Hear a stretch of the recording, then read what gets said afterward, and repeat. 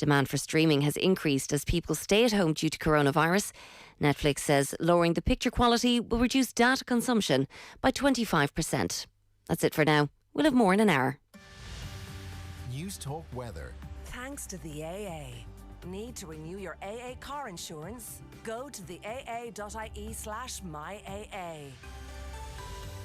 Very cold, dry and mostly clear tonight. Any remaining light showers around will gradually die away, with temperatures dropping to between 0 and -3 degrees. Now you're up to date on News Talk. Off the ball. This is News Talk. All right, how's it going? You're welcome along to Thursday's Off the Ball. Nathan with you until 10 o'clock tonight. Obviously, a lot has changed in the world, but some things remain the same. And at 7:30 on a Thursday, John Giles will join us as always. He'll be giving his thoughts on what should happen with the Premier League season, what should happen with Mick McCarthy and Stephen Kenny. And you can get your texts in because it's a good opportunity to get some questions to John on any thoughts, whether it's a little bit of nostalgia, any memories you want his thoughts on. 53106 is the text number, and we'll get to them from 7:30. From 8 o'clock, Tommy Walsh is going to join us, give us an update on how he's getting on through all of this. And he's also going to talk about one of his favourite All-Ireland final memories. It's not actually a game he played in, it's a match he attended as a kid, and we're going to talk to one of his heroes from that match as well. So that'll be well worth tuning into from 8 o'clock. On the football show from 9, it's a classic games club. Celtic 6, Rangers 2, one of the great Old Firm derbies. Well, if you're on one side of it, from the year 2000, we'll be checking in on that from 9 o'clock. But we are here as always. Do get in touch. It's great to hear from you because I am once again all alone in studio. We've gone a bit mad with our social distancing. There's no doubt and Off the Ball. Joe Malloy is about 4 miles away. Richie McCormack's about 5 miles away, but they are with us. How are we keeping, gents? Never far away from you in spirit, Nathan. That's disturbing, Richie, more than anything, and concerning. I'm always with you in a way, you know, so I'm always close to you. It feels very strange being in here because I haven't been in the office since I left here last Thursday night, when really this was all just cranking up a couple of gears. And since last Thursday, the only building aside from my house that I've been in is the local butcher's and the local fruit and veg shop. So to drive through town on the way in an hour or so ago was quite a strange experience because all I hear is social distancing. And I'm like, all these people are standing around having a conversation. What the hell is going on? Are you not listening? Guys, bloody hell, it's annoying. It's nice that you got that off your chest. I just wanted to start the show with that. That's my initial thoughts from my drive in. Joe, how are you keeping? Very well, how are you doing? Oh, Joe Malloy has gone with I'm going to blur the background. This is what we're dealing with. This is privacy from Joe Malloy. So whereas most of us, for anybody who's listening in on the radio, as you do tune in from time to time on our social media, over the next little while, you're going to get a little insight into people's houses, and there'll probably be different angles you try and pick to maybe show it at its best, or somewhere where you can keep the kids away and lock yourself. Joe Malloy, you know there's this feature now on your camera where you can put a blur, or on Skype, a blur in the background so you can't see anything. So we're left wondering, Joe, all I can see is there's a sort of window behind you with several items on it that doesn't look like it could be anything overly controversial, but now I'm really intrigued as to what it is. I will de-blur for you before we're done. I've done this in the hope that it makes my picture brighter. Our producer, JP, was looking at the darkness around me, and I was hoping this would improve things. I won't lie, Joe, you look insane. Right. Excellent. Well, I mean, good. I mean, I'm delighted to hear that. We are entering a new normal. We recorded a Golf Weekly today, Nathan. Oh yes, yeah. Unfortunately, I couldn't. I couldn't take part. There was only so many hours of the day I could keep the kids out of the sitting room. No, I understand. So we had Dave McIntyre literally begging to come on. I mean, just saying, can I please come on? I will. I just want to get involved. I want to get away from my children. Fair enough. Fionn Davenport was on as well. And we're now at a point where when Tommy Martin's daughter intervened in the paper round Sunday, it was like a huge thing. It was hilarious. And, you know, we got like thousands of views and likes on Twitter. I mean, Dave McIntyre's children, say 4 or 5 days later, just came into the room he was in. One of them sat in his lap and just watched Golf Weekly for a little while. It barely drew comment. These are the times we're living in. I mean, Dave and his kid enjoying several minutes of Golf Weekly. Then the other one came in for a while, had a look around, also went out. Yeah, I've had quite the other one. The other one. Bloody hell! Come on. I don't know everyone's names just yet.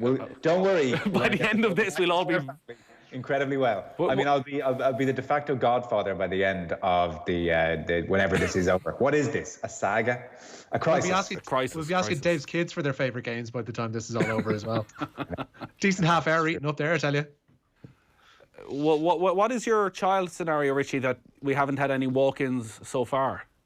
They get bathed just before I come on, and then they're shepherded away from the room for fear that they might cause Tommy Martin levels of awkwardness on air. They've actually been quite good about it all. They're kind of they're intrigued by the setup. They kind of come in and say, "Are you using your microphone? Can I record myself?" So I've little recordings of a couple of my younger sons on my desktop talking about sharks. And beyond that, they've actually been quite good. Well, as things quieten down over the next few weeks, Richie, you make sure to bring them in. Oh, absolutely I will. Absolutely I will. Again, their favourite sharks could eat up a decent 20 minutes on a Saturday afternoon. We're laughing about it now. Let's not rule it out. So the one thing we know from previous experience of Joe Malloy's house is it looks as though he has a seat this time, at least. This time last week he was sitting on the ground because he has no furniture. I think furniture shops still open? Oh, well, so here's the thing. I've de-blurred, by the way, you'll be relieved to know, so you can see that. Just a couple of congratulations on moving in cards, I think. Yes, precisely. I stress I am not in a bad situation at all, so no sympathy whatsoever required. Everyone is doing great in my immediate world and in the house. But we went to the furniture store, my wife and I, last Saturday. We figured, we need to get some essentials, not least, get some kind of home office, which I think half the country is trying to do at the moment. So look, we got in there, we got a couch, which, for watching TV, very good. We got a couch, and then we got a kitchen table, very excited. Great. Would be delivered in stock. You're good to go. And then 2-3 days ago, I got a phone call from the very nice woman at the shop to say, look, we're not going to be delivering anything this week and probably not for a very long time. So is that okay? We're very sorry, but your kitchen table and your couch will not be arriving. And sure, look, what can you say except in the grand scheme of things, of course it's okay. I mean, it's obviously... Do you know who I am? Ideal. No. Yeah. Joe's actually very on trend here. They showed, remember, was it Kim Kardashian was showing people around her house recently, and there's literally like bog all furniture in it at all. So essentially, Joe, what you're doing is copying the Kardashian Wests. Well, speaking... not for the first time. Speaking of furniture, well, you've Joe, a great hoop on you as well. we had an email in just earlier today from a listener who was tuned in last week. Hi, just listened to Off the Ball a few days ago while cooking and heard one of the lads saying he had no furniture in his new house. My neighbour had this unit made some years ago and wants to move it on. I live in Monkstown, but if you're interested, you can have it for free. Let me know and you can call and see it. I can find out the dimensions too if you want. There's also a table, just in case you're interested. They're all free. The unit has been dismantled and is ready for collection, says Mary. There's a photograph attached as well, which our viewers can see right now. I think technically you can't see it, but it's you can fit in a TV right in the middle of it. There's some cupboards down below. There's a nice little space for some books up on top as well. A couple of lights either side. Exactly what you could do with right now, Joe, but you're going to have to go to Monkstown. And then it's been dismantled, so you'll also have to put it all together, IKEA style. Right. Do you want me to get back to Mary on your behalf, or should we just pass on the email? Pass on the email. Joe. That's incredibly nice gesture, isn't it, for Mary all the same? Lovely. Joe, can I ask you, are you like one of these Pinterest decorators? Like, do you know, if you ever watch like Home of the Year on RTE, they like have these people who have literally taken their house from Pinterest. They've seen people's posts and they're like, oh, I like that kind of setup for the front room. I like that kind of setup for the kitchen. Are you putting that much thought into things in the new life? Or? Yeah, we're trying to. I mean, we figure we should try and get this right if we're only going to do it once. And the Pinterest stuff is really good. So yeah, we'll go on. You can like stuff that you like and it gives you ideas, as opposed to what I found even in the furniture store the other day. If you go out and you see stuff in isolation, it's very hard to make a decision because all the tables look nice. Everything in the furniture store looks quite nice. So yes, we'll be going down the Pinterest route. And I must say it is nice to have something else to think about. So for a while, my wife's working from home now and we were, been looking at Pinterest stuff. So, because today, out of the office in particular, I guess, Richie, you probably experienced this, maybe less so with the kids to distract you, but today was a day where I was spending too much time thinking about this whole situation, reading too much about it. The last couple of days I've been in the office, obviously, to do the show. So the project of very carefully picking out our furniture for a time in the distant future, hopefully, when we can get it, is no bad thing. Well, you keep up with the Pinterest and keep your mind somewhere else, and a bit of Golf Weekly thrown in there as well. We'll come back to that because obviously I missed out, so I want to know what was on it without having to actually listen to the full thing. Go on. Well, there's one kind of interesting thing. You know the way we're hearing the bubbling up of the Koepka-McIlroy feud. So McIlroy was on American radio a couple of days ago, and you'll have noticed Brooks Koepka came out against the new Premier League golf plan, which is trying to take over golf. And it turns out McIlroy was saying that Koepka gave McIlroy a phone call to say, Rory, I saw you're against it. Why are you against it? What do you think? And they had a nice chat. Rory told him all the reasons, and it seems Koepka said, "Okay, I'm with you." Yeah, McIlroy's definitely taken a major lead on this, like to the extent that he probably made as outspoken a comment as you can as a golfer last week when he was asked why he wasn't going to play in this, and he said, because I don't like where the money's coming from. Yeah. Which is not what professional golfers do, and obviously shows, I guess, that, listen, while there's a bit of bravado certainly out of Brooks Koepka, there's obviously a huge amount of respect for McIlroy, and also an understanding of the power the two of them hold. As much as Tiger Woods is still the big star, he is 44, he's not going to be around for that too much longer. If the two of them say no, really, it's not going to happen. I agree. It felt like a decisive intervention. McIlroy has led on this front, there is no doubt. And as you said, when he said, I don't like where the money is coming from as much as anything, that, we're kind of 10 days ago he said that, and a lot has happened since. So it's probably been lost in the mushrooming up of news. But that was a statement much discussed in golf and applauded in golf. And Koepka has followed his lead. And now John Rahm has come out as well to say he's against it. So you would feel the top three players in the world, led by McIlroy, that is decisive. Text in, guys, thank you so much. I work in the Coombe Hospital on nights, missing my kids, but talking about your own kids is making me laugh so much. Keep it coming.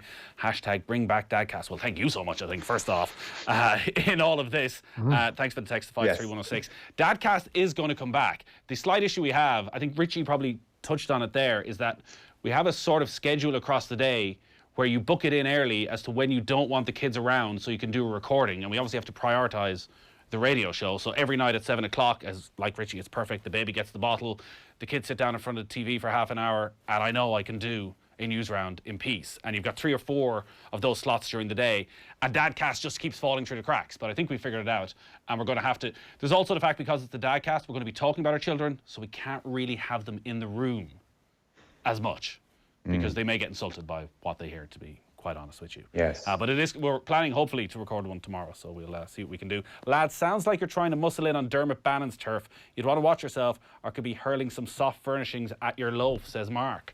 Well, listen, that is a well-paid turf, I think we'd be trying to 100% squeeze in on there. Diversification's everything in this game, Nathan. Yeah, well, more and more. All right, let's get down to the serious business, I guess, Richie. What you got for us? Yeah. Sligo Rovers today forced to temporarily lay off their entire squad, management team and administrative staff. With football in the country on hold indefinitely, Sligo said they were left with no other option but to take the step to safeguard the club's future. Sligo say all staff will be allowed to return to their jobs on their regular wage when the League of Ireland resumes. Meanwhile, the FAI have released a statement this evening following a meeting with the National League Executive Committee. In it, they wrote, the FAI held a productive meeting with the National League Executive Committee this afternoon around the current difficulties facing our clubs and a return to action. Further talks will now take place with all 19 SSE Electricity League clubs tomorrow. The FAI remains committed to supporting our clubs and players during this difficult period in the wake of the COVID-19 pandemic. Yeah, Sligo Rovers, I guess, Joe, in the position like so many clubs we saw Drogheda, and there'll be more to follow, who need to fight for their future and make sure that when all of this is over, there is a club still standing and they don't bankrupt themselves. I guess part of the worrying side of this for clubs is that a week ago it felt as though there was a lot of talk about UEFA and UEFA coming in and maybe being in a position to bail out clubs and support them for a 3-4 month period to cover wages, which in the League of Ireland point of view, I think they were talking $1 million might cover 3 months wages in the league. That seems to have gone quiet over the last week. Yeah, I mean, it's incredibly concerning. Your heart goes out to all the players. They're in the same boat as so many people. These are businesses. These are just as vulnerable, if not more vulnerable, because everything is completely stopped in their sphere. So they will need help. The players obviously will hopefully go through the channels which have been much publicised over the last few days regarding social protection, and hopefully that'll be kept going over the next couple of months personally. And then, yes, they will have to be, you suspect, helped out financially either by UEFA, which, as you said, has gone quiet at the moment, or the government. And the FAI will be in a long queue of people queuing up to make their case to the government. And I suspect the government will be open to that because they are no ordinary companies. They have a social role. I mean, it would be terrible if in a year's time a number of our football clubs were just gone. That would be a terrible thought, and really bad at, you know, what's been a promising time for the League of Ireland as well. But they are incredibly vulnerable. There's no two ways about it. Their revenue has disappeared, to be frank. And so this won't be the last time we're having this discussion. Yeah, and I think they probably recognise they're the same as hundreds and thousands of businesses around the country who are probably waiting for that one missing piece to come from the government as to what is the rescue package, how many billions are going to be put towards keeping these small businesses alive, that when hopefully when we come out of this in 3-4 months' time, that they can all start up again. Richie, from a Premier League point of view, push back? Yeah, there'll be no football in England until April the 30th at the earliest because of the coronavirus. All games in the Premier League, English Football League and Women's Super League and Championship are currently postponed. The Football Association have also agreed that the current season can be extended indefinitely beyond the original date of June the 1st. Arsenal are among those backing the FA's decision this evening. The club have also said that their manager Mikel Arteta is feeling much better after testing positive for coronavirus. He's said to be in good spirits and doing detailed planning with his coaching team and players while self-isolating at home. Yeah, that is good news. From that, Richie, are there more plans for further meetings? Is this going to go quiet now for a few weeks from a Premier League point of view? I think they've given themselves enough wiggle room in terms of June, because that was the one sticking point, I think, for everybody, whereby they thought that maybe the season was going to have to be declared null and void because there's no way in hell that they're going to get this done by June 1st. Once they have that to play with, they've got the whole month of June into July. The Euros are now gone. Should things pick up, and God willing they will have the summer to finish off the season, and then they can build from there. But again, like, these are all hypotheticals. We just don't know what way this is going to blow in the next 3-4 months, especially over in the UK. If they don't void the season, Joe, which it seemed more and more they don't want to do, and I'm sure there's many reasons for that in terms of broadcasting deals and wanting to have champions and wanting to be able to relegate, they're going to have to be innovative, it feels, with next season. It's very hard to see how you can finish this season and have a full 38 game. And like, even they were talking more than that, if they were to bring Leeds and West Brom and have a 22-team Premier League, that they may have to try something completely different where you play everybody once and split teams up halfway through. Or it's very hard to see how football can just return as normal. Yeah, I would agree. Although the more I think about it, I think the correct thing to do is to finish the season. So whenever the world starts to turn again, and from a football point of view, be that from behind closed doors or in front of fans, the more I think about the situation, the trickiest thing for the Premier League to do is to try and void the season. With regard to Champions League qualifications, with places with regard to relegation, that will get legal. There's too much money involved. And even, you know, Sheffield United 2 points behind Manchester United with a game in hand and a Champions League spot there. And then obviously there's the Liverpool situation, a league that, frankly, they thoroughly deserve to win. So for me, I agree with you. I think the best thing is pause it now. When we can get moving again, we finish out the season. Everybody understands it's a bit weird and why that might need to happen in a weird way. And then whatever the knock-on effects, it's much easier to, from a starting point, make next season, whenever it starts, truncated or otherwise, to fit that around whatever schedule it needs to fit around. You know, whatever scenarios are required. You mentioned there are a few possibilities. We can sort that out. But I think actually, if they try and void this league, or, you know, just take final standing positions now, or whatever really average option they would have, I just think they'll create havoc. It will end up in the courts, and also it's tough on Liverpool. I mean, look, they'll get over it, and there are tougher things in the world. But the more I think about it, let's pause, let's finish the season, and then let's adjust over the following season or two and segue back into normality. And that's fine. Yeah, I think everybody understands that this is not a normal time, and you can explain in years to come what happened. It's fine. But I think you're right, and I think people are coming around to the fact that the right thing to do, and perhaps the most straightforward thing to do, is finish the season. Chris texting in saying, I spied Gary Neville on Sky Sports News there. God, he must be missing all the fawning love he gets after all his genius, in quotation marks, analysis every Monday night. But in fairness, I think he's got a lot of fawning love. Well, fawning love isn't the correct term over the past 24 hours because he did a really good thing with their hotels in Manchester where they're keeping on all their staff and they've also handed over the hotels to the NHS. So I think if he's getting some praise for that, there's no real harm. Barry, it's incredible how much we take sports for granted. Rewind a couple of weeks and we'd all be complaining that there was no live sport in a given night, when in fact there was literally dozens of channels showing dozens of different sports. I'll never take tractor pulling on Eurosport for granted ever again. Come here to me, Joe. Never. Sullivan, who used to be chairman down at Cork, he tweeted to say he's watching. You're gone, Richie. You're gone. It was a great point you were about to make, but you have been disconnected, unfortunately. Gremlins in the system, we're going to call it. I don't know if Richie even recognises that we have gremlins. He's still chatting away, which is brilliant. Should just keep letting him go. And final one from Patricia. There's something about listening to you guys speaking to each other from separate rooms that reminds me of 1980s American kids talking to each other via walkie-talkie from their bedrooms. I think I saw it in a movie like Flight of the Navigator or Big with Tom Hanks. Love the show, lads. Patricia. Tom Hanks is on the road to recovery? Yesterday? Yes, good. He is, yeah. Him and his wife, they're good. They're thumbs up. They're back. Yeah. So we're thrilled for Tom. I'm not sure if Richie is back. Not just yet. No. I will run through then. The power. This is how organised we are. We preempt some of the technical issues. So some GAA news. Fermanagh manager Ryan McMenamin, he was chatting to Off the Ball today. Says he doesn't expect much football to be played by the end of the year. The GAA obviously stopped at the moment because of coronavirus. Fermanagh, bottom of Division 2 in the Allianz Football League. McMenamin, on Off the Ball, said he doesn't expect their challenge for survival to resume anytime soon. He's based in Enniskillen, where he works as a civil servant. Schools in the UK only beginning to close today. McMenamin feels the official response to the pandemic north of the border has been strange. No, we don't seem to have Ryan McMenamin there earlier. It was all going so well. Technically, it was all... Joe, are you still there? Please, save me. No, Joe's gone as well. I won't lie. I was thinking there about hanging up just for the crack and then turning on the radio to see what you might do, but I decided to, I will respond, Nathan. I am here. Tell me, I missed the very start of the show. What's coming up on the show this evening? John Giles. John Giles coming up at 7:30. John... I must say, that is a very comforting thought to me right now. Well, this is what I said. Like, there's a lot of things have changed, but 7:30, Thursday night, John Giles, and he's going to be with us for the next few weeks because next week, he is going to give us Liverpool's greatest 11 since 1960, and the week after, Manchester United's. And he has a few more in the pipeline as well.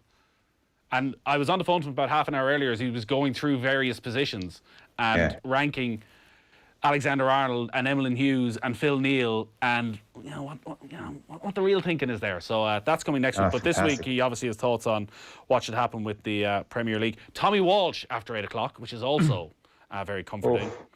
Tommy's going to talking to Tommy last night. Let's go back and do a nostalgic chat about your favourite All-Ireland. Obviously with Tommy, it's not one he won or one he played in. It's one he enjoyed as a kid. And his hero played in that final, and we've managed to get his hero on the line as well. We'll save that as a surprise for a little bit later after 8 o'clock. Excellent. And Classic Games Club on the football show from 9. Celtic 6, Rangers 2. Yes. We had to give the Celtic lads, at a time of crisis, we've been listening to them shiting on for, a good 3 years about why we won't cover Celtic. So in this time of crisis, needs must, they're going to get their hour of just a pure Celtic loving.